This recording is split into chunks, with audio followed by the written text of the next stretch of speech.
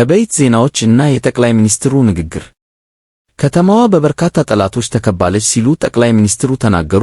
የሽሮ ድንፋታ የገደል ጩኸት አያስቆመንም፣ በክንዳችን ማረሻ በትከሻችን መሳሪያ ይዘናል ሲሉም አክለዋል። የባለስልጣናት ጠላት ተነሳብን ማብራሪያም በተለያዩ መድረኮች ቀጥሏል። ከ8 ዓመታት በኋላም ዛሬም ከመንበራችንን አትነቅንቁም በሚል በስጋት የታጀበ ገለጻ ላይ የሚገኙት ባለስልጣናት በየአካባቢው ካለው ነባራዊ ሁኔታ ጋር እየተፋለሙ መሆናቸው ይታወቃል። አዲስ አበባ በቅርብ ርቀት ባሉ አካባቢዎች ጭምር አርሶ አደሩን እና ሚሊሻውን ከተለያዩ ታጥቀው ከሚንቀሳቀሱ ኃይሎች ጋር እያዋጉት ይገኛሉ።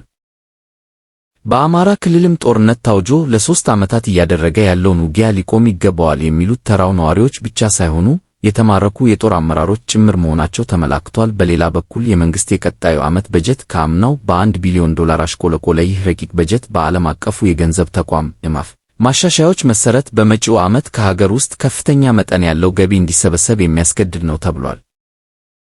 ጠቅላይ ሚኒስትሩ በንግግራቸው ከሚራክል እርገት ውስጥ ነንኪው እያሉም ሲናገሩ ተደምጠዋል። የሽሮ ድንፋታ ሳይሰሙ የማንም የገደል ውስጥ ጩኸት ከቁብ ሳይቆጥሩ ኢትዮጵያውያን አንድ ሆነው ታሪክ ሰርተዋል ብለዋል። አክለውም ከትግላችን ከሆኑ አካባቢ ሽፍቶች ጋርም አይደለም፣ ኢትዮጵያ በሰራናቸው ሪፎርሞች እና ኢኒሼቲቮች በእጅጉ ተቀይራለች። ወደ ኢትዮጵያ የመጡ ሁሉ ይህን ይመስክሩናል ሲሉ ተደምጠዋል።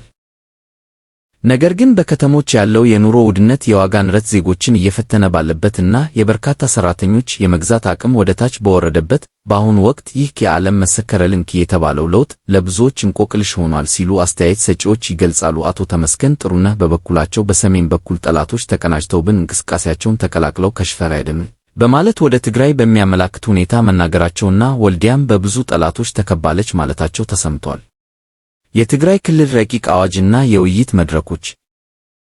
በትግራይ ክልል የተዘጋጀው አዲስ ረቂቅ አዋጅ በስፋት እያነጋገረ ይገኛል። በተለይም ወታደራዊ ምልመላን የሚቃወሙ ንግግሮች እና የመገናኛ ብዙሃን ላይ ቅጣትን የሚጥሉ ድንጋጌዎች ትኩረትን ስበዋል። የክልሉ ምክር ቤት የሕግ አርቃቂ ኮሚቴ ያዘጋጀው ይህ አዲስ ረቂቅ አዋጅ ከ80 በላይ አንቀጾች ያሉት ሲሆን ከዚህ በፊት ከነበረው ሕግ በተለየ መልኩ ተጨማሪ ጉዳዮችን ያካትታል። የተጠሩ ዜጎች የምልመላ ትዕዛዞችን ማክበር እንዳለባቸው በግዴታነት ይደነጋል።